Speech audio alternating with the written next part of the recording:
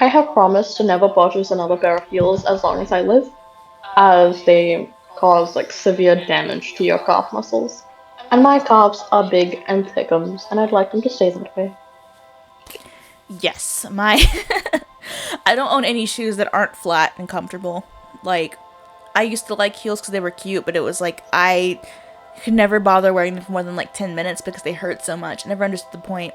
Like, yeah, you look cute, but for who? What matters more, how you look or how you feel? Mm-hmm. More fluid throughout history. On top of this, there's actually been recent studies that have shown that few transgender children change their minds after 5 years after. And it also showed that if you did not support transgenderism and children who identified as trans, they would desist and often come out as gay. So it's not the support you think it is. Mm-hmm. Coming out as transgender. So this idea that trans people are coming out as trans as just a fad and then will change their mind later on is less the case than people would think. But that actually even goes against my... Not to mention that a lot of people who came out as trans, like longitudinally, when they do like longitudinal studies, they end up killing themselves or having higher rates of suicide than they would otherwise. So 5 years isn't really much in the scheme of things. I wouldn't consider 5 years to be a proper longitudinal study. It's really not. I feel like if you were to judge me like I am 21 now, I'm a completely different person than I was when I was 11. That's a bigger difference than if you judge me from 21 to like 16. Like, longitudinal means studying over a large amount of time, and I think that if you look at it, like I've spoken to a couple of detransitioned women on my channel so far, and typically it's been 7 to 10 years between when they identified as trans as to when they transitioned. I don't think it's as simple as just a 5-year difference, you know? Mm-hmm. My own personal experience, because my own sister actually came out as trans while she was still in high school and actually decided later on that she actually wasn't trans. And I think that that's perfectly okay. She didn't go on hormones, she didn't go on puberty blockers or anything like that, though she and my parents did at the time discuss possibly going on puberty blockers, which would have been perfectly fine according to our doctor, and she probably would have been okay and gone off them and been perfectly fine when she decided that she wasn't trans. Oh, what a liar. That is like straight up a lie. There is no puberty blockers do damage. They stop development, like regular human development. So there's no way that it would have just been okay to just stop them and stop them. Like no, there are consequences to your actions. Typically, it's Lupron prescribed off-label, and using puberty blockers lowers your IQ because your brain doesn't develop as it should if you were developing normally. So even if you decided after a year, oh, I'm done with puberty blockers, you would have a lower IQ than you would otherwise, and often you wouldn't be able to just resume puberty like nothing happened. You would be behind from your peers, which would have a social effect, not to mention the biological effect of starting late. Like, it's not just a completely blameless, completely safe thing. It's not true. Mm-hmm. Trans. But she did play with her identity, she did play with her pronouns, and ultimately liked the elements of self-discovery that she was able to uncover during that journey, and it also allowed her to know for certain that she actually wasn't trans. And it showcases how being able to play with one's identity in childhood is actually an important part of being able to figure out who you are actually. It's often when you don't allow kids any sort of experimentation or ability to figure out who they are at all that these sort of feelings get repressed and ultimately become a larger problem later in life. As transgender activist and writer Eli Ehrlich wrote, some cisgender people cling to the... Eli Ehrlich is a rapist. Yeah, Eli Ehrlich is a rapist. Why are you using Eli freaking Ehrlich as an example? Disgusting. I never understood, like, it's always like the no true Scotsman fallacy, where it's like the ones who did the horrible things aren't really trans, but then they also support the trans people who did do horrible, horrible things. And yep, they're still trans. It's just, we know what he did, and you're still supporting him and citing him in your little video essay? Okay. Notion that they can change their children's identity, just wanting the best life for them. However, this typically causes intense trauma, distress that only started to get noticed from mainstream media with the death of Leela Elkhorn in 2014. Leela Elkhorn, for those of you who don't know, was a transgender girl who died by suicide because she was traumatized in this way. Now, this view that transmedicalists have... Or, Leela was a gay male who lived in a severely homophobic society who thought that their only option was to transition or die, as they have presented pretty Mm-hmm. confidently after the fact.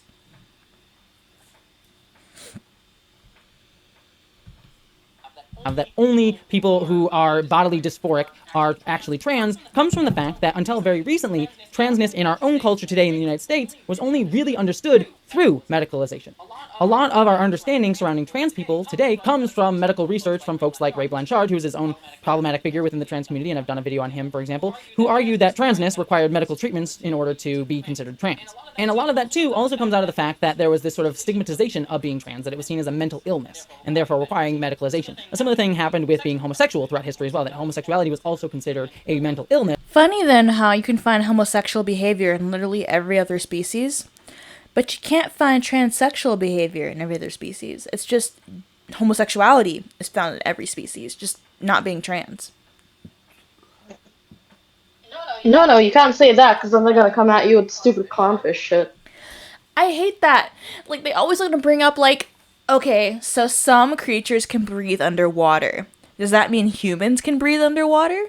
No, not.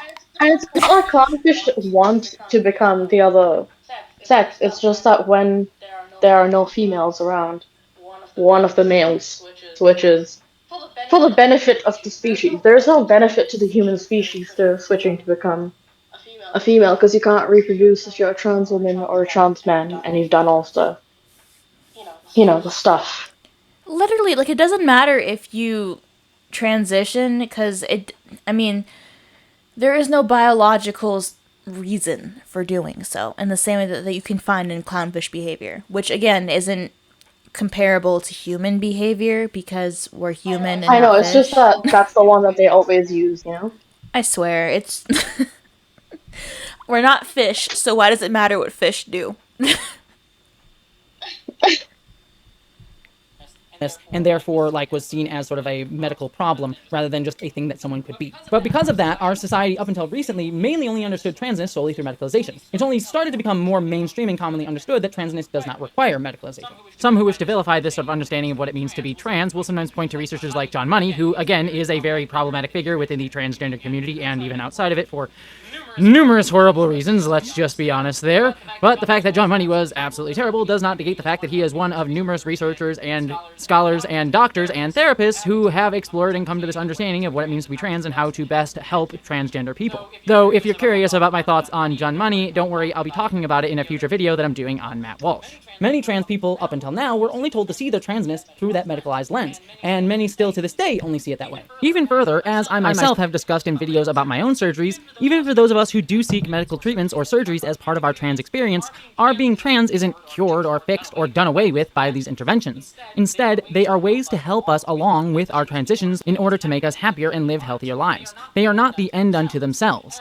As Eli Ehrlich, who also had gender-affirming surgeries, said in her own writing, "It was not until after I had surgery and my doctor told me that my entire body looked better that I realized how this medicine can be exploitative of transgender people. I did not feel more whole or complete. Surgery did not have the power to confirm my gender.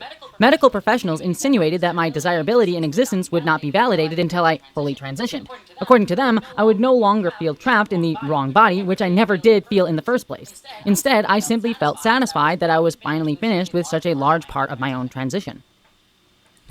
What does that even mean? Okay. Yeah, I was just testing some stuff with my internet. I think upstairs the Wi-Fi just decided to kill itself, so. Okay, I was worried for a second. I missed you. Aww. Oh, I'm back. This feeling that Eli articulates speaks to, for those in the trans community like myself who do seek surgeries, sometimes feel that there is this sense and pressure from even trans healthcare providers that validation of our identity is only found through bodily changes or pathologization of our experience, instead of realizing that these medical aspects and things that we can use are merely tools that can be provided along a trans person's journey to help us live happier, healthier lives by being able to choose how we control and dictate our bodies. And this is why many transmedicalists will see I just don't understand the idea of seeing your body as like a form of expression instead of just who you are. I'm not my body, like it's not a thing to illustrate who I am. Me and my body are the same thing. You can't separate the mind from the body. You can't separate the mind from the flesh. I feel like they are not getting that point, to be honest. Okay. We have finished Margarita. We are on to Margarita 2 / Drink 4. Oh my gosh. See trans people who only wish to transition socially in some way, or non-binary people, as a recent fad. They've always existed, but weren't understood, focused on, or acknowledged at all, and therefore seen as not actually existing because they weren't seen. They were made invisible. Buck Angel, for example, is a prominent trans man from an older generation than myself who argues that way, and is a very terribly problematic figure that, again, I spoke about in that video I linked to before. Yeah, Buck Angel He's also like admits that sex is real and that he's still female despite looking male. So I don't know if I think that's probably why he doesn't like him, but yeah. I think Buck Angel's awesome. Like he's always like, yeah, if you're a trans man, please go and get get your pap smear and everything, and make sure that you're taking care of yourself, like medically. And I think that's really good. I feel like he spreads a good message. I do feel like a lot of trans people try to ignore the fact that they come from a different, like they are technically a different sex than that which they present as, which in turn puts them at risk for pregnancy or sex based illnesses because they're not going to bother getting like a pap smear or whatever because they think that they fully think, okay, I present as male, I am male now. And the trans community likes to present it as, well, you were always male. Don't worry about it. You're not female at all. And then that in turn leads to a danger of not recognizing that despite how you're presenting, you still have to deal with some biological realities. Yeah, I feel like it's very medically unsound overall.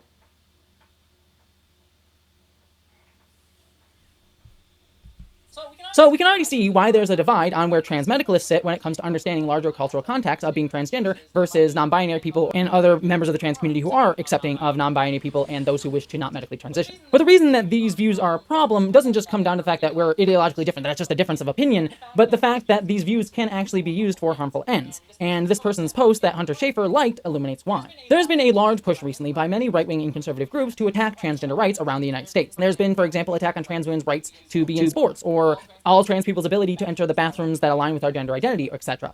But the biggest...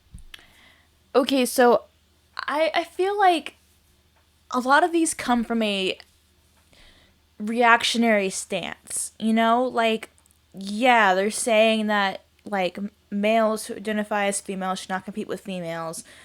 And there's this common argument of, like, well, because they identify as female, they lose all their male privilege, and you know the fact that they've gone through male puberty doesn't play a chance, of course, but it does.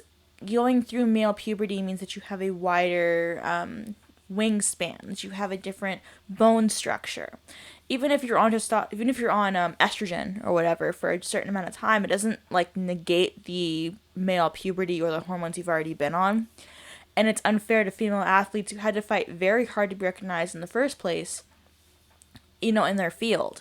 And then, of course, when they'd like to have these headlines like, these states are attempting to pass anti-trans healthcare bills, they're really saying that, like, minors should not be able to sterilize themselves with puberty blockers, which I don't think should be a controversial stance because as a minor, I didn't think I wanted kids.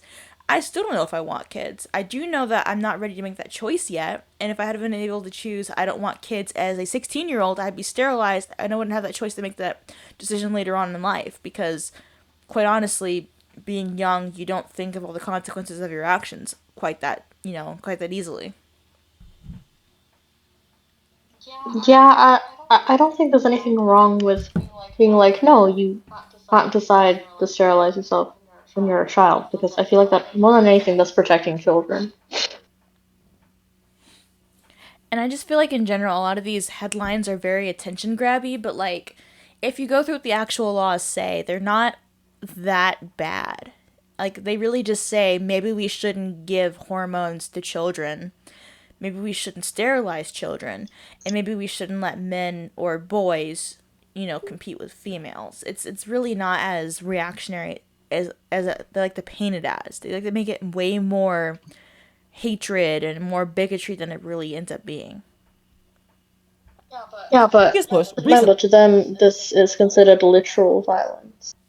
Oh, for sure. The minute you use the wrong, like, misgendering is literal violence. You're literally harming them. You literally are supporting genocide. And it's like, that's an overreaction. I don't know how you got to the point where people support you for saying that saying a man as a he equals saying you want that entire group of people to die. That's just an extreme overreaction. That's like, yeah, it's really huge overreaction.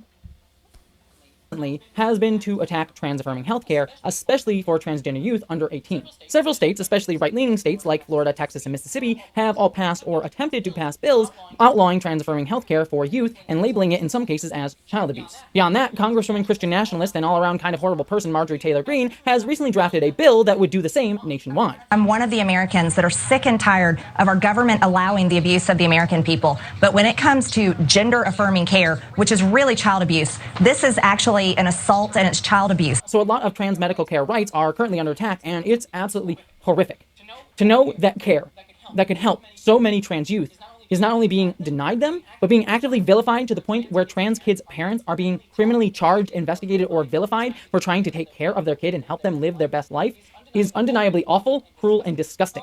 However, trans medicalists, like the one that this post exemplifies, argue that the reason that this attack on trans-affirming healthcare is happening is that right-wing folks who are pushing these bills are doing so because they believe that transness doesn't require medicalization. Transmedicalists believe and are arguing. What they're saying is that letting kids decide whether they want to be infertile or not at age 16 or less is just irresponsible. At age 15, I thought I would die before I was 18. I wasn't thinking about a future. I wasn't thinking about the consequences of my actions. I was doing drugs. I was behaving just quite honestly irresponsibly, and I wasn't thinking about the future of my actions. I wasn't. And I'm not arguing that conservatives are right in this stance, but they are right in saying that children do not have the ability to think critically about the choices that they are making, and that it is inherently dangerous to give a child the option to sterilize themselves. And so many detransitioners are bringing up this point of, why were they allowed to get so far? Why were healthcare professionals allowed to just completely say, yes, I support you, whatever, and let them get that far without even really observing or questioning those people? They let them go ahead and get mastectomies or, surgeries that they didn't really need that they're gonna be there for life. And they didn't question them one bit. They said, okay, go ahead. And now these people are living with the consequences of actions they couldn't really understand at a child's age.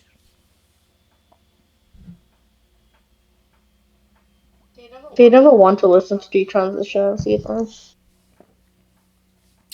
No, they love to position it as detransitioners were never really trans to begin with. So, despite them, completely buying into the trans ideology and doing everything they're supposed to do, nope, they're not trans. They were just mistaken. And if that's the case, you're arguing that maybe there is no way to tell between those who are mistaken and those who are really trans. Either way, it's not a winning stance to be in. They're just silencing voices that say, hey, maybe we should think a bit more critically about how easily it is for kids to get hormones that can and will sterilize and harm them.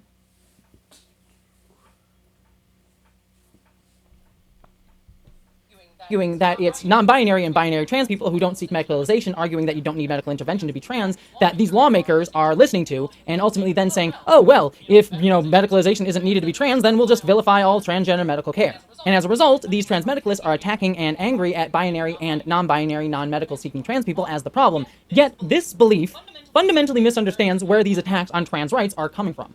Right-wing politicians and pundits are not attacking trans healthcare because they are fighting for non-binary trans people or believe that transness doesn't require medicalization. Far from it. If you actually listen to the rhetoric that they're using, it's not just anti-medical treatment for trans people that they're arguing, but it's stemming from a vilification of all trans people overall. But even so. Yes. Conservative right-wing people do not like people who are gender non-conforming. And so that's where they are stemming their attacks from. They are anti-gender non-conforming. And to an extent, they will even support trans people who conform to the stereotypes of the gender that they're identifying with. So people like Blair White and Calvin Guerra, like they will support them because they're at least trying to still adhere to gender stereotypes. But it doesn't mean that they're completely wrong for criticizing the ease with which people can get hormones and surgeries and the like, which they often don't have. They're not presented with any other options to. Like it's just you will get surgery or you will kill yourself instead of mentioning here are the consequences of surgery, here are the effects of surgery. They're not getting a fully informed consent to what they're consenting to. They're just saying, yes, this is how I will solve my self hatred without realizing how those choices will affect their actual health. Yeah, and the other thing is like, in the end, I don't think conservatives really care about gender non-conforming people's health at all. But I also don't think that getting unnecessary surgeries is healthy, especially for children. This is how they like to like lump radical feminists with conservatives because we agree on the point that completely unilaterally offering everyone with gender dysphoria surgery is the right answer. They like to lump us all together as being the same group, but it's not true. Conservatives don't like gender nonconformity. They want you to conform to your gender, and so they will still be able to accept people like Blair White or Calvin Guerra because they at least conform somewhat. Radical feminists, on the other Mm-hmm. hand, are arguing that, hey, maybe we shouldn't be like confronting a discomfort with one's body with surgery immediately as being the exact same thing, and that's not the case. You can be a radical feminist and just be okay with gender nonconformity. You can be a guy who likes to wear dresses. You can paint your nails and wear makeup, and I do not give a shit. You can be a woman who wears men's clothes. Congrats. I wish the best for you. The issue is that presenting surgery is the only option makes it to where a lot of people buy into this, get surgeries that are going to put them in debt, that are going to harm their health, and then later on they might regret it. And what are they supposed to do now? I mean, hell, a lot of trans healthcare is just experimentation on people who can't fight back when years down the line they realize they made the wrong choice.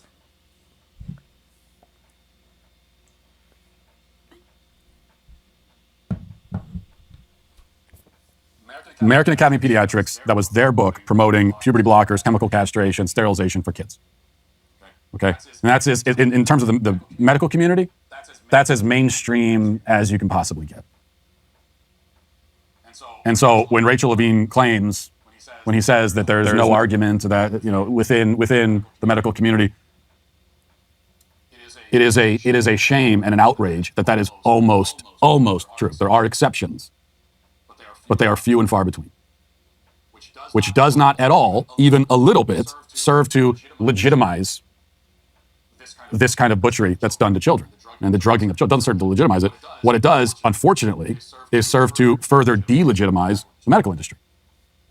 It's not that they're listening to non-binary trans people, but the fact that they're saying that non-binary trans people and trans people in general are a social contagion, causing children to seek medical interventions before they're ready or can consent to such things. That apparently we're handing out hormones like candy to kids who ultimately won't wish to transition, forcing them to have irreversible surgeries that they'll later regret.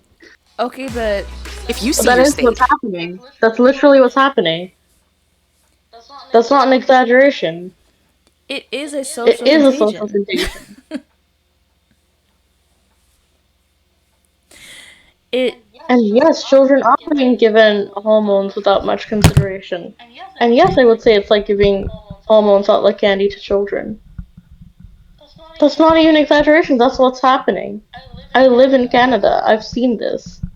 I recently got a new job, right? And one of the things covered in my insurance is that my university job covers $10,000 worth of stuff for me if I want to go through gender conversion stuff.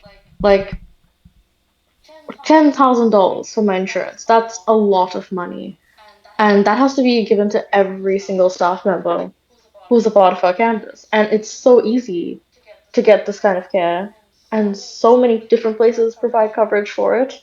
It just makes a lifelong patient out of you, and it's just I do not support this, not in the least.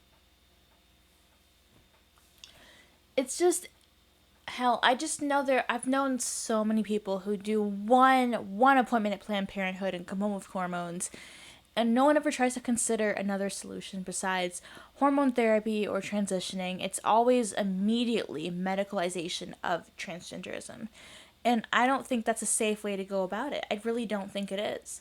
And for one thing, I think I don't either. it's just irresponsible to tell children that their options are to transition or they will kill themselves. To tell parents either you support them wholeheartedly or your kids will kill themselves.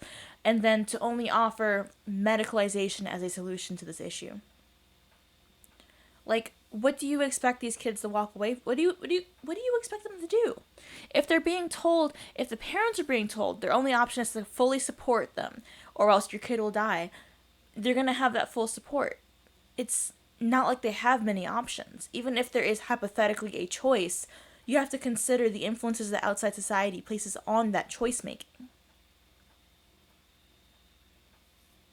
Told the child's gonna kill themselves if they say no to you know, the butchery of their bodies.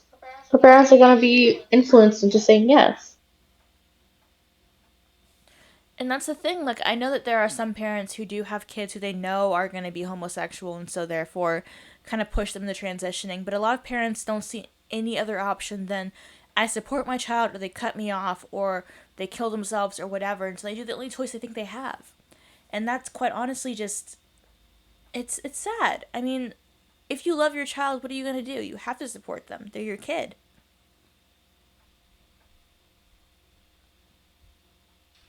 You can register to vote online right now. It only takes. But then the other thing that is scary about social media is social contagion of mental disorders. So we know we're aware now that a certain proportion of young girls who are identifying as gender dysphoric. On the surface level, this argumentation does brush up against the argument that I was alluding to earlier, that there is this pressure by some people to only see trans people who seek medical transitions as valid, and thereby there is this seeming pressure to get medical interventions in order to validate one's trans identity, a pressure which shouldn't exist. And if this was the argument that these right-wing folks were using, to a degree, I would actually agree with them. The argument is less to say that medical interventions are required to validate trans identities, as transmedicalists would argue, but instead to allow medical interventions like hormones, surgeries, and more to be seen as simply tools one can use as part of a trans person's experience, to be used or not used at one's discretion, and with time to consider them and their effects on you, both long-term and short-term. However, while surface-level right-wing arguments may seem to touch upon this, that's not actually the argument that they're making. But it's actually just dehumanizing trans people if you listen to the exact way they discuss these things. Describe the fact that someone who was once a woman, and really still is, had her breasts cut off. Do you know who I don't understand at all? The transgender ones. To jsou ti transgender. Because if you undergo a sex change operation, you are basically committing a crime of self-harm. Every surgery is a risk. And these transgender people, to me, are disgusting. But you'll also... I feel like that's, again, the conflation of the right wing with gender critical people. You can be someone who is supporting of trans people with full informed consent while still criticizing the way that they funnel people into transitioning without full consent. Like you can draw lines in the sand and still be different people. Yeah, like I wouldn't agree with, like, for example, the last person just being like, oh, they're disgusting. Like, yeah, I agree that it's self-harm, and I don't think that it is informed most of the time, because it isn't, but that doesn't mean I'm gonna walk around being like, oh yes, trans people are disgusting. That's just, it's not necessary, I don't think. Like, I do think there's very much a difference in people who are radical feminists and critical of transitioning versus people who are just legitimately discriminatory against those who are gender non-conforming. Like, yeah, I'm not going to say that, like, we should outlaw transitioning, period. There are some people who, if you come into it with the full knowledge of what it fully can do to you, and you choose to take on those risks, fine. But when you're pushing this on children who don't have the ability to think ahead, when you're pushing in this, then that's not okay. Yeah, it's a different argument. I mean, there are so many, especially of teenage girls who are very much known for being at risk of social contagion. That's a different argument than fully informed adults who are aware of the risks, taking the ability to transition. I don't care. Go ahead, live your life. I support gender nonconformity in all of its ways. Go ahead. I just don't like the idea of Elective plastic surgery, they wouldn't allow, I don't know, a 14-year-old to legally get, I don't know, a boob job, right? But say, for example, if it's a trans 14-year-old, like a male, right? Suddenly, for him to get breasts is considered life-saving surgery. But in the end, it's the same thing. It's a boob job, and it's plastic surgery. yeah, and I protest the conflation of conservatives and radical feminists. I've already made a video on it, but we're not the same thing in any way, shape, or form. We might have a similar disagreement with transgenderism, but for different reasons and to different effects. You hear them just generally call all trans people gross and disgusting. It all goes back to this sort of right-wing idea that there is a natural way for a man and woman to be. That it's either God-given or like biological traits that are innate in us that mean a man is this way and a woman is this way. It all comes from this argumentation, not that like medicalization isn't necessary to be trans, but that the whole aspect of being trans is itself a non-starter. Those are Christian values, but that's also just reality. These biblical values, male and female, he created him, but that's also science and reality. All these things work together, as they so often do. It all goes to conservative ideologies' focus on tradition and what feels right. And as a result, to them, to break out of these gendered roles that we are assigned at birth feels, quote-unquote, wrong based on how these gendered roles have been made pervasive and thus seemingly normal in our society. And they consider it ridiculous to question... They mentioned biblical stuff, right? Yeah. So, it's interesting how they never once mentioned how in like so many Islamic countries you can be trans so long as you conform, but you can't be gay. And also like how much it is frowned upon in like any conservative society to be gender non-conforming of any type. But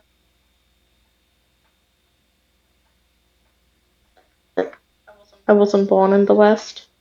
And they'll always be like, these awful Christians and their horrible ideologies. And it's like, you literally have it to be, that it's illegal to be gay in multiple countries.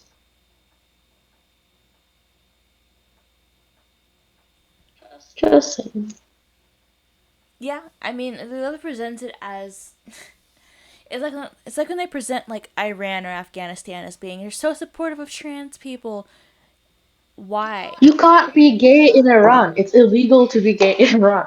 But you can change your freaking, like, your sex status on a card, and that's, like, the only way that you can date the person that, if you're same-sex attracted. It's not that it's supportive. They don't want gay people, because being gay is considered to be, it's not even something you talk about in any Islamic society. I don't remember the name of the book that I read, but it was in high school, and I read this book about this lesbian woman who considered transitioning in order to be with a girl she loved, and she couldn't go through with it because she just couldn't stand the idea of changing her body to that extent. And I was like, I don't know, probably 16 or 17 when I read it, and yet here we are in 2022, and we're arguing that that's progressive to say that your choice is to transition or to remain in the closet forever. Just like your choices are to transition or to die.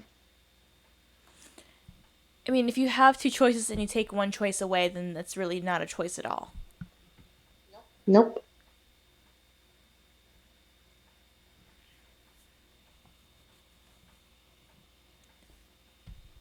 Them on their face. What has existed for a long time must be inherently correct, at least as conservative thinking as a philosophical ideology goes. That trans people are medically ill for even thinking in the first place that, like, we can have access to medical technology that exists, like right now. They'll say things like, oh, you think having a breast makes you a woman? And the answer is no, we don't think that having breasts makes me a woman. I just think that having breasts make me personally happier, which is why I sought the medical interventions that we have to get them, and that thereby makes me happier, and also in a larger cultural context that might make me be more treated as a woman, which also aligns with how I like to be seen and treated and makes me happier as well, because we just like to be treated a certain way. On top of all of this, a lot of these right-wing arguments also ignore a lot of things about transgender healthcare. Having breasts is going to make you treated more like a woman. because women have breasts as a secondary sex characteristic, correct? Like, so many words to say nothing at all. I love when they like to argue that. Like, it's like, they like to argue that we're not trying to I copy just did it cis to make women, me but like, if happier. that's the case, then why are you trying to have breasts and a vagina? What's the case? What's the truth? If you don't need a vagina, if you don't need breasts to be happier, why do you want them? Why will it make you happier to have them? As someone who wants to be seen as a woman. Why? Think about it for more than 2 seconds. Fucking stupid. I mean, honestly, it's just, I feel like a lot of this is just self-delusion of, because how do you go about having breasts and looking as female as possible makes me happier, but it's not because In general, anything that greater society says a woman is. It's not because womanhood is defined by sex or anything. It's because I personally believe this. There are no influences to define why I believe this. They think they live in a vacuum or something. And it's so obvious, like, no one lives in a vacuum. How are you coming to this point of view? completely misunderstanding what transgender healthcare is. I mean, first off, it also ignores that trans healthcare has been heavily gatekept throughout history, either financially with a lot of trans healthcare being expensive or not covered by insurances, or through endless bureaucratic barriers. And again, these barriers don't... Just to say... Get out of here, okay? Like, insulin Women's isn't healthcare covered by has my been insurance, gatekept throughout like, history. I love that idea that, like, yes, insulin is not covered by many insurances, but Medicare will still cover transitioning, which is not, you don't need that to live. You will live if you don't have titties, if you don't have a facial feminization surgery. I will die within a couple of weeks if I don't have insulin. So, yes, such a big, so true, my friend. Like, for me, like, I know you're a type 1 diabetic. I'm a type 2 diabetic. For me to get Ozempic, which can completely reverse and get rid of my diabetes, that's completely not covered at all by my insurance plan. But like I said, $10,000 worth of transitional stuff is covered. How is that being gatekept? I don't understand the argument. It's so self-centered to think that this is just, to not even question any of this. Don't exist because people And these are believe that, both being drugs transgender doesn't... prescribed by endocrinologists too. Honestly. Like, any of the trans drugs, they're all prescribed by endocrinologists, but then so are the things for diabetes. And, why is this getting so much more attention when so much more of the world is diabetic than trans? It's just the idea that, like, it's more important to offer... For example, I saw an argument on, like, Twitter about how during COVID, people who were going to have mastectomies because of trans issues were being pushed off because they had to give it to people who had, like, breast cancer first. And that was so horrible because people with gender dysphoria were just as at risk of death as those of breast cancer. It's just so self-centered to present it that way. It is. Like, these people have never had real problems.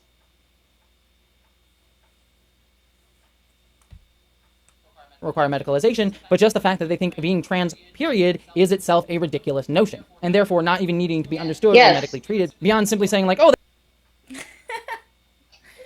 Just like, amen, sister. It's not necessary. It is ridiculous, I agree. Cheers to that person's mentally ill or crazy. Hi, my name is Rain. Hi, I'm Jada. And I'm a Folks member. And I'm a Folks member. Shut up! On top of this, too, this is also ignored how medicalizing and gatekeeping transgender healthcare overall has always disproportionately affected trans people from more marginalized communities or identities who already statistically face larger barriers to accessing any healthcare, regardless of if it's trans-affirming or not. Again, as Eli Ehrlich states, the medicalization of transness that created these conceptualizations will never represent the community as a whole. There is no universal trans experience or biological mechanism that causes transness. Medicalization will always disadvantage those experiencing intersecting oppressions, denying access to trans people of color, queer trans people, well, and trans people with mental illness. In terms of vilifying trans healthcare for trans youth specifically too, it even ignores that even if one can get past those barriers, that in most cases, trans people who do get irreversible surgeries are typically 18 and older, or have had a long history of medical care and discussion from therapists, doctors, and affirming parents who make sure that when they choose to get these irreversible surgeries, that it's the right choice for them. It also ignores that most under 18-year-olds getting trans affirming care are typically only being given puberty. I love when they do that. They don't like actually cite any actual studies, and when you do cite studies to refute them, they go, "That's not truthful enough." Okay. That was literally all of the stuff. Just a source, just trust me, bro. And source a rapist. The fact Amazing. that he literally referenced Eli Ehrlich, like that's you really chose a rapist, really? That's your choice for sources? Okay. Mm-hmm.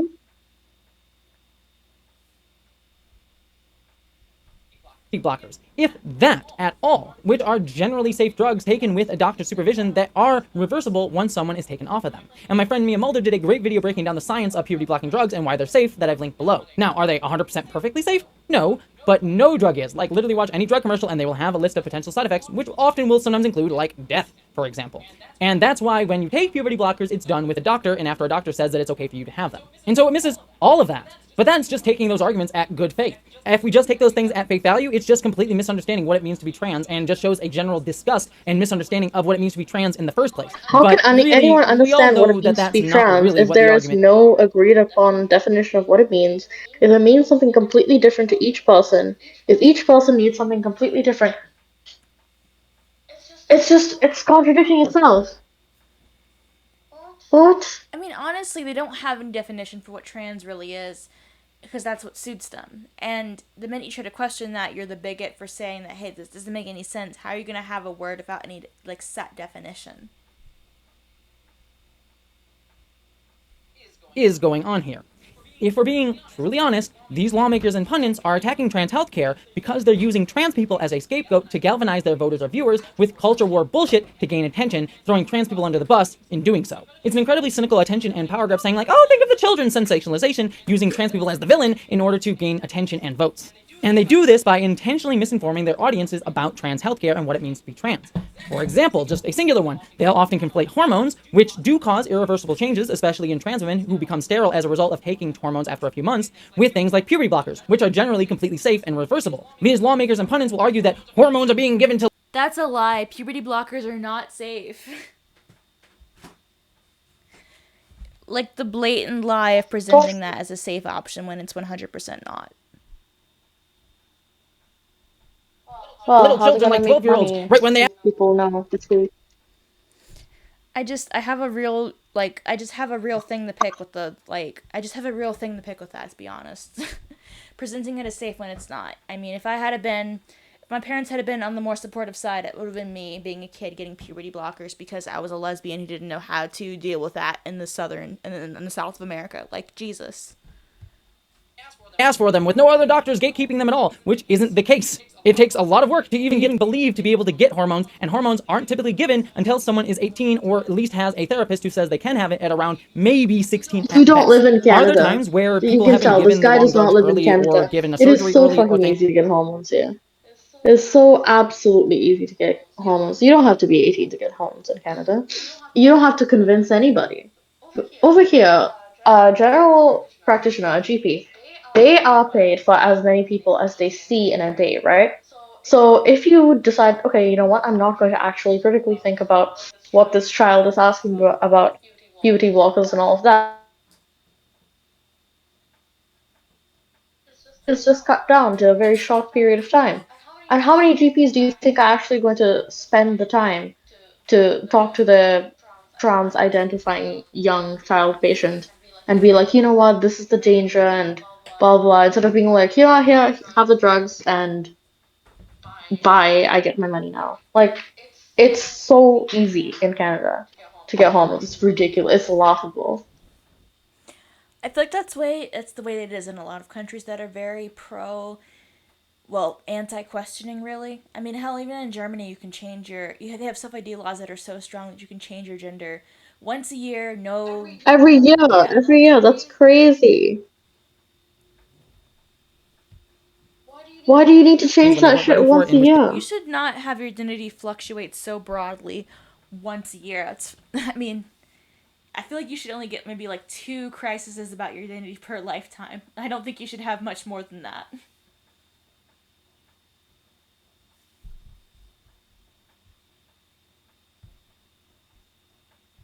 To detransition or to cause mental health problems. 100%. I am not denying that that hasn't happened. It definitely has. But statistically, those are outlier cases, and the argument for that is not to say that we shouldn't have any trans-affirming healthcare at all, but to make sure that we do trans-affirming healthcare better and have better sort of ways of understanding what to do for trans healthcare for individual people. But not only that, these lawmakers also ignore the fact that puberty blockers are given to non-trans children for things like hormone imbalances. So these lawmakers will lie about the dangers of puberty blockers and Where argue am that I, trans kids huh? shouldn't have Where them. were but mine? I had a hormone imbalance my entire life. I was never once prescribed that. What are you talking about? Literally, what are you talking about? If you're a girl and you have any kind of hormone imbalance, you get thrown birth control. You don't get given puberty blockers. That's just a blatant lie. Are you kidding me? This is how I know. This person is not a woman. They have no idea about anything to do with what women grow up with.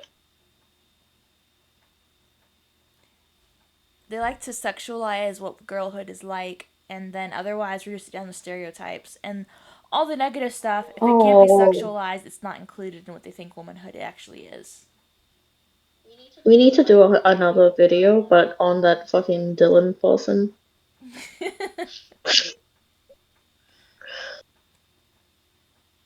I know, the Dylan is a personality, we'll put it like that. Yeah. Or that other kids take them safely, which just directly shows how these rhetorics are just being used to discriminate against trans people. Another example could be a new fake viral news story pushed by conservative news organization The Daily Wire recently showed information that the puberty-blocking drug Lupron was linked to thousands of deaths, 6,370 to be precise. And it was also linked to a lowered IQ. Don't forget that. It makes you less smart. However, the drug is used not only for puberty blocking. Let's talk about BetterHelp. If you ever feel anxious, depressed, stressed, overwhelmed,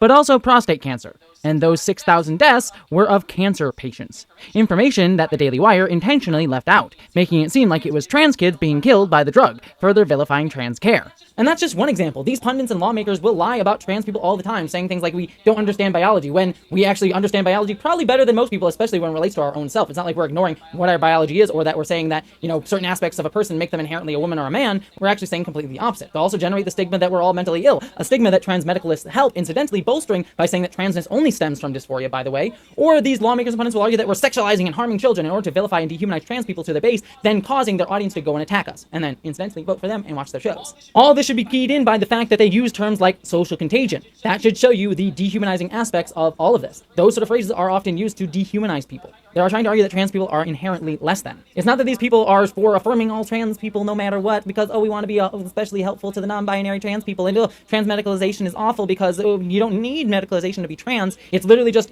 trans people are icky and disgusting, gross, and also evil, so let's deny them all that we can.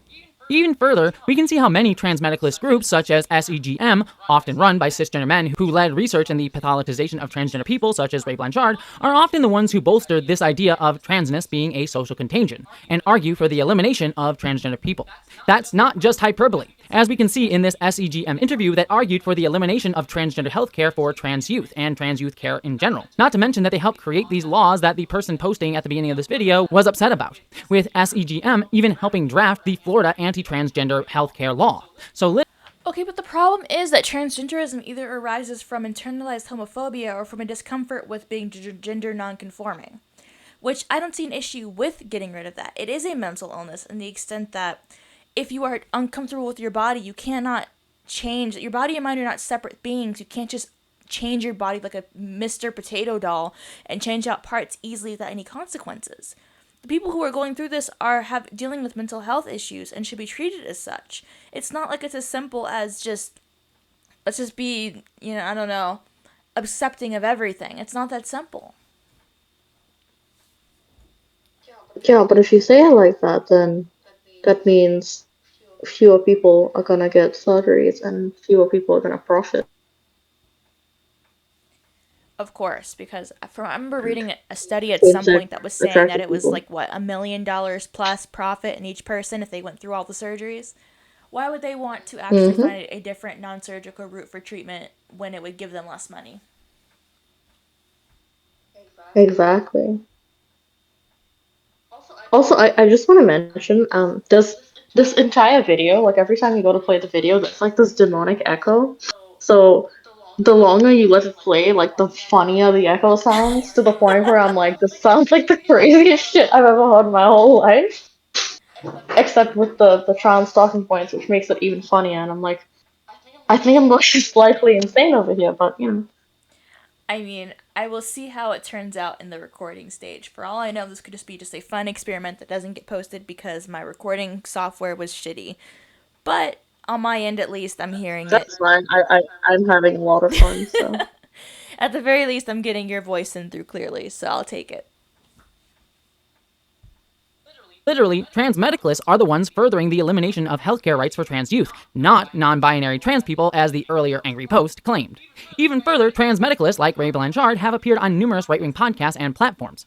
Transmedicalists, along with right-wing conservatives, are the ones arguing for the elimination of transgender people in general, not non-binary people. Like, being honest with you, I really don't understand how people don't see that if something like all trans-affirming healthcare were somehow instantly outlawed tomorrow, these attacks wouldn't stop there. Not only would they try to outlaw all trans healthcare, not just for youth, but then they would continue on from that to attack us with bathroom laws in order to try to push any trans people, non-binary, binary, medicalist or not, out of public view. To say that it's not okay to be trans at all. It's all about putting people back in our boxes, to not allow us to be out and be safe as ourselves. It's trying to force us to be a Excuse me, certain way. being trans is all about going from one box to another box anyway.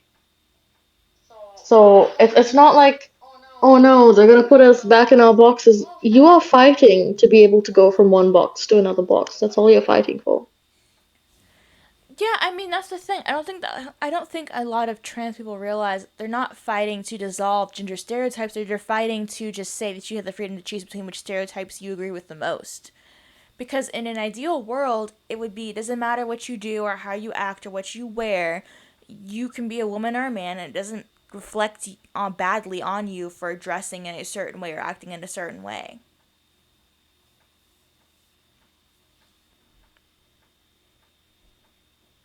Galvanize people is that transness, both as a concept and us as people that exist, inherently push at the barriers and hierarchical structures that our society is set up with. Like, for example, there is one aspect of the transmedicalist post that I do agree with. We should be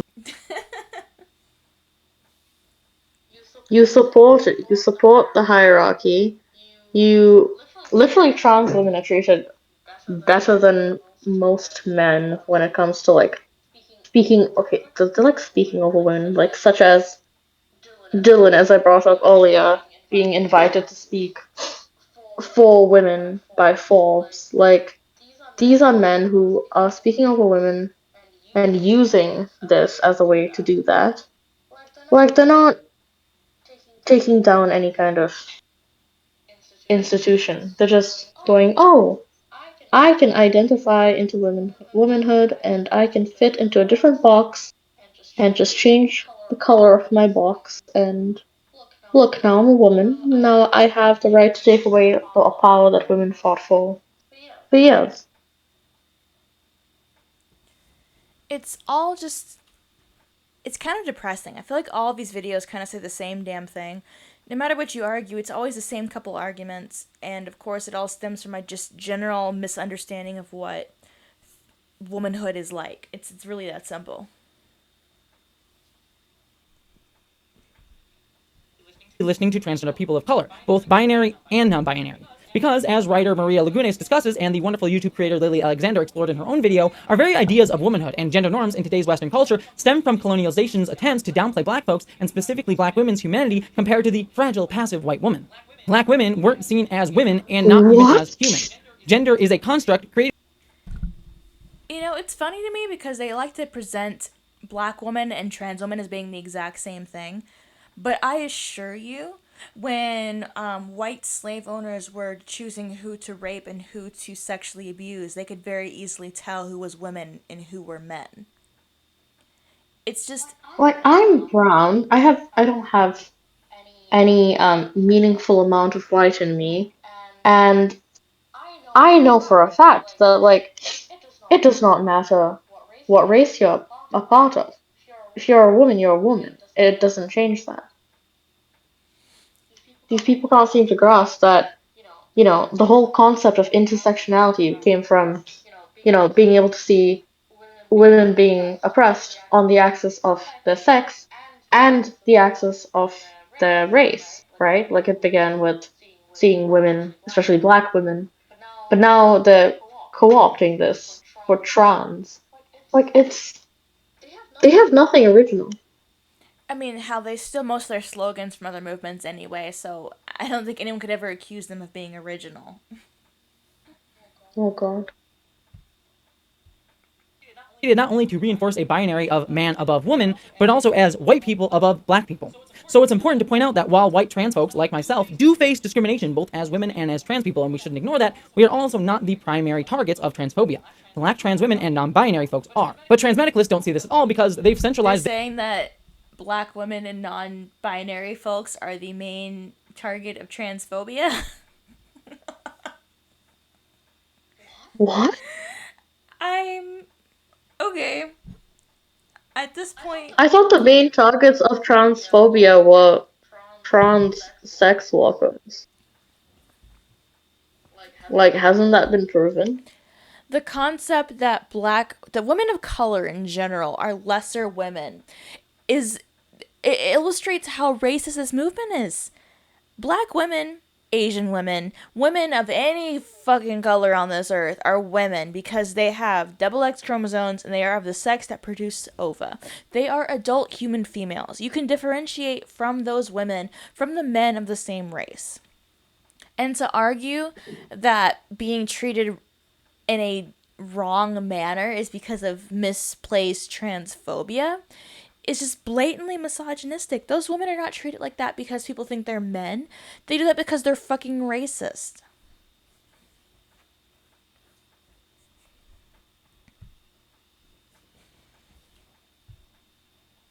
Their experience of transness as the only valid one of it.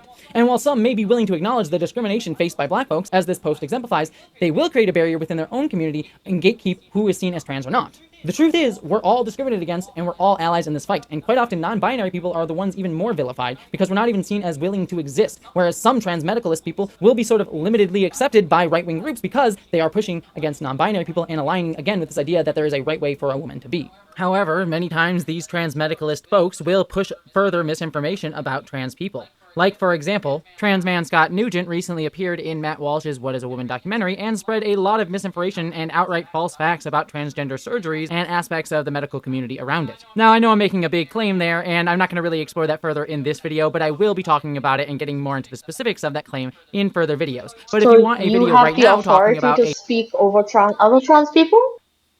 I mean, he's a white male, so... What gives you the authority? Like, even in my lib feminist of lib feminist days, I would still be like, but what makes you the authority on every trans person? Why does everyone have to listen to you? Clearly, these other trans people have differing viewpoints. Why is it that you are right and they're all wrong when there's so many of them who are saying the same thing? I mean, honestly. What makes you the trans savior? Well, he's trans and he's white. And he has a YouTube audience, which obviously makes him the voice of every trans person on the planet Earth. Like, you're not dying for the sins of the trans people. Like, you're not Jesus. Get over yourself. Yeah, I wish it was that easy. A transmedicalist trans person who has spread misinformation deliberately about the trans community, I've also talked about Buck Angel doing the same in a video that I discussed earlier about him. Which brings me to my last point, because speaking of which, I do realize my own privilege within all of this. I'm a trans person who does come from a decently middle-class background, who lives in a trans-affirming area with insurance that covers most of my surgeries, and I was also able to get and afford all of them. So I do have a very deep sympathy for the anger and emotion that those who have been denied access to the care that helped save my life. It honestly pisses me off that anyone would be denied the care that literally just made me who I am and allowed me to continue living today. And it's that same anger that... I resent that. I am literally choosing to move countries because if I did not, I would die of insulin rationing. You would not die because you didn't have facial feminization surgery. You would not die for a lack of hormone therapy. I sincerely hate people like you who like to equivalate not looking the way you want to look with actual life-saving medicine and or medical treatment. I also think it's completely absurd how you have to ration insulin and it's not just free. America, the land of the great, the land of the free, the land of the dying young because you can't afford fucking insulin. Transmedicalists do feel. Transmedicalists, like other trans people, are being gatekept from their own affirming care that could help change and save their lives. But because they've been so gatekept and misunderstand a trans experience, they take their anger out not at those vilifying and attacking trans rights, but those who they don't want to understand, non-binary and non-medically transitioning trans people, because they're the ones that are closest to them and they can lash out against. It's similar to what TERFs have done, being cisgender women who have sublimated their trauma and pain at living in a patriarchal society that does attack and dehumanize all women, but then place that blame on trans Why are people. you But ultimately, like how speaking for TERFs are stoking women? up. You are not a woman. But isn't it like white man culture to speak over women? And his Yeah, like, we are not lashing out at you because you're the closest to us. No. We're not lashing out at anyone except for men. And you're... He did the same argument in his Handmaid's Tale video where he was going on and on about how he could provide a specific point of view on feminism that women just couldn't provide. And it's just like, maybe you don't understand this point of view because it doesn't involve you. Maybe this is not about you. It's as simple as that. Yeah, it's not about you because you're not a woman. The Handmaid's Tale was never Fighting of written women to fight. you. The Handmaid's Tale is about women's oppression, and you're not a woman, so it's really that simple. Mm-hmm. Women, just cisgender women versus trans women in this case, so too are transmedicalists just trans people fighting other trans people. It's marginalized infighting in a community that only serves to benefit those in power already. The only people that benefit from transmedicalist views that set binary and non-binary trans people against each other are those stoking those angers and resentments in the first place, the lawmakers and pundits attacking trans rights. Transmedicalists must be pushed back against because of this, and I'm not here to say that they shouldn't be. We should call out horrible people being horrible and not understanding those who are right in close proximity to them willing to educate them. But they are doing so because they themselves are misinformed and understandably angry. They're just angry at the wrong people. And as for Hunter Schafer, yes, I got back there in the end. My hope is that maybe we're misinterpreting this. Maybe she doesn't actually hold these views or has more, at least, nuanced thoughts on it than the simple ones that this post was espousing. And if not, I hope she is going to educate herself if she wishes to continue to be a trans leader that fights for everyone within her community. Because ultimately, my hope is that young trans folks like her who do face dysphoria, as she's been open about experiencing, aren't going to reinforce the same divisions that have hounded the trans community for so long, but reach out a hand in understanding that our community is already strong, but is stronger still when we stand together, united against those who are our real enemies. You began a guided meditation video in your living room, but now you're taking your practice outdoors. I love the ads. They're so much fun. Alright, I know that was a very long discussion. I actually did not intend this. Okay, well, I think that's where he's leaving off, and I think that's where we're going to leave off. But basically, this whole video was, you don't have to have dysphoria to be trans. There is a definition of what trans can be. If you don't agree with gender stereotypes, then that inherently makes you trans. And all of those points are fucking stupid. Yeah, because based on that, like, majority of everybody is trans, and that's just not factual. It's really not. And it's quite frustrating when people like him like to present life-saving healthcare as being gender-affirming care versus like actual healthcare that you will die without. Like, my friend, if I am a week without insulin, I am dead. I am 6 feet under the earth. You not being able to have a fake vagina or a fake penis will not kill you. You might feel a bit sad, but you're not going to die from it. Yeah, and I'm not for the whole, like, oh, I need to make sure everyone knows that I'm right, and everyone who I disagree with has to educate themselves. Why don't you educate yourself, so? Why don't you read a book? Why don't you read Invisible Women and get back to me? Bold of you to assume you can read. Oh god, yeah. You know what? No, because he read The Handmaid's Tale, right? He saw He it can on read, he just television. can't He didn't read the comprehend book. clearly. He saw it on the Oh Hulu. my god, he saw it on TV. Never mind. Bold of me to assume he can read. After all, the estrogen turned his brain useless, right? I mean, that's what they present it as. I mean, you take estrogen and skirt goes spinny, and you can't do math anymore, and everything is totally different because women are a completely different species, right?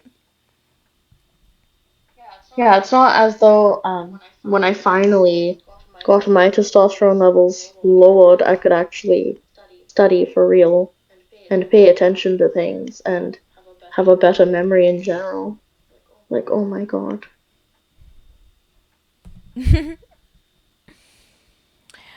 I just, sometimes like watching your videos makes me want to start my own YouTube channel. Do it. I have no idea. I don't know who would listen to me. My love, I don't know what people listen to me either, considering that this is just like a thing I do for fun.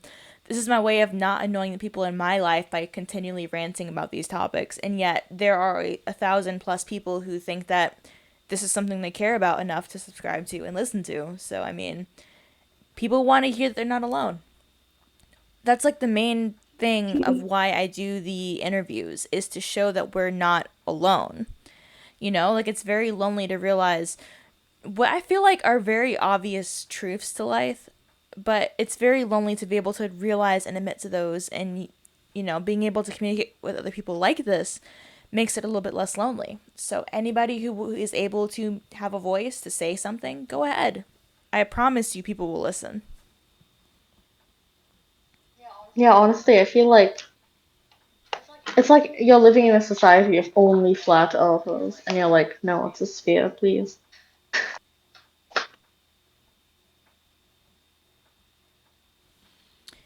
How many drinks did you end up finishing? 3 beers and 2 margaritas. God bless you. I am still high.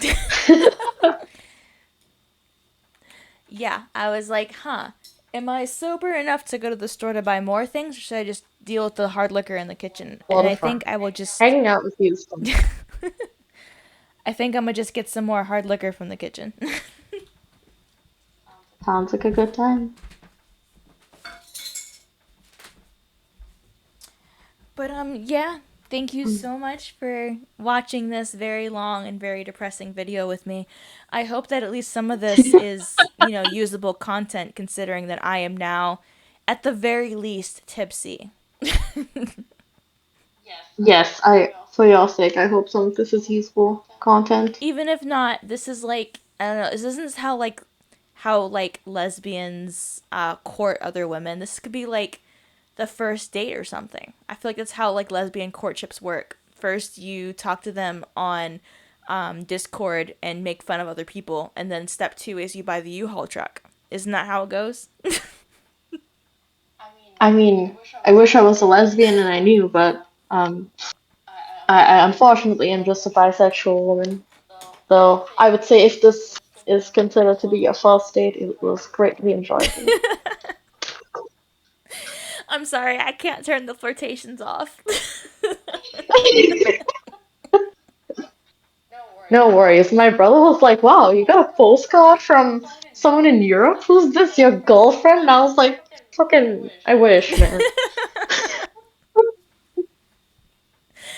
I can't help it. I'm annoyingly flirtatious when I drink.